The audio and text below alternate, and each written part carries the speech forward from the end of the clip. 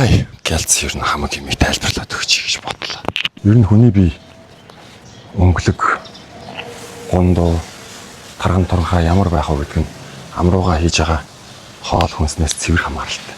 Залуу байхад бол нэг чанартай юм идэхгүй гадуур хоолунд идэл хажуугаар нь архи яваад байсан ч гэсэн элэг бүрчин сайн ажилдаг байсны ячаар дотроос нь яг хэрэгтэй юмнуудаа аваад хэрэггүй юмнуудаа хаяад өөрөө детокс хийгээд цэвэрлээд болдог байсан бол одоо болохоор чихэр илгээ хүнд хоол, алкогол шүнжингөө оройдч хоол идэж илгээ амраахгүй чойруулж исэн бэ гэдгээс чинь шалтгаалж ер нь бол хүн жил явагдсан идж байгаа хоолноос яг өөртөө хэрэгтэй зүйлээ ялгаж шингээж авах тэр чадвар нь багасч идэг байхгүй.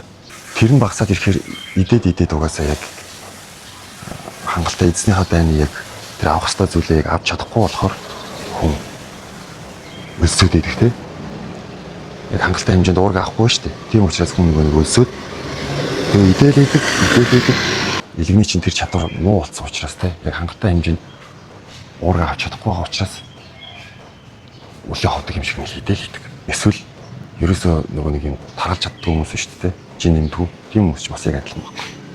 Яг үндэ яг адилхан газраа хоёр өөр төрлийн л алдаа зааж байгаа асуудал байгаа байхгүй.